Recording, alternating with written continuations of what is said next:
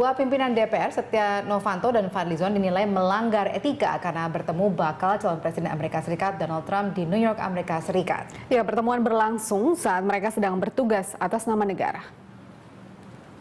Kehadiran Setia Novanto dan Fadlizon dalam kampanye bakal calon Presiden Amerika Donald Trump yang terjadi pada awal September lalu menjadi sorotan publik Indonesia. Donald Trump sempat memperkenalkan Setia Novanto di hadapan publik Amerika dan media.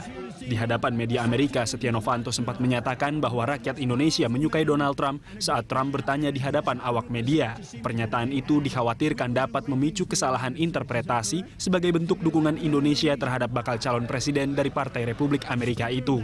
Usai kembali ke Jakarta, Wakil Ketua DPR Fadlizon menegaskan pertemuan tersebut semata-mata untuk mendukung investasi di Indonesia di saat ekonomi sedang lesu. Kita hanya mendukung setiap pengusaha atau investor Amerika yang mau datang ke Indonesia, dan kita harus hargai ini sebagai satu hal yang baik bagi kita dan menghargai iklim investasi di Indonesia sesuai juga dengan harapan dari Presiden. Kecuali kalau kita mau mengusir semua investor dari Indonesia, itu lain lagi ceritanya. Jadi sekali lagi ditegaskan, tidak ada fee, tidak ada amplop, tidak ada apa-apa, gitu ya. Jadi semata-mata untuk kepentingan nasional, kepentingan investasi di Indonesia dalam situasi ekonomi lagi sulit seperti sekarang. Itu. Kemudian tadi satu lagi soal fasilitator. Kalau fasilitator dalam arti ikut melakukan mengarrange, mengontak, saya kira itu ada benarnya. Ketua DPR juga ada koneksi, ada komunikasi dengan orang-orangnya, ya, dengan Donald Trump.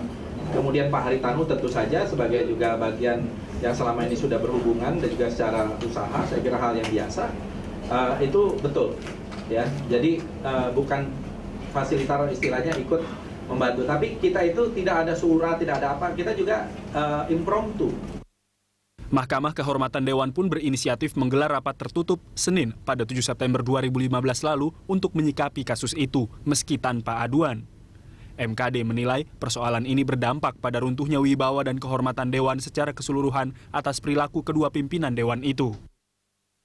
Semua pihak-pihak yang diduga mengetahui ya tentang keberangkatan Novanto CS ini ya dalam kaitan apakah memang pertemuan dengan Donald Trump ini ada masuk dalam agenda apakah tidak, itu kita akan konfirmasi nantinya kepada pihak kesekjenan ya untuk membuktikan apakah di dalamnya ada pelanggaran kode etik apakah tidak. Publik kini menunggu hasil investigasi MKD kasus pertemuan pimpinan DPR dan Trump. Apakah memenuhi unsur melanggar etika atau dinilai hanya pertemuan biasa?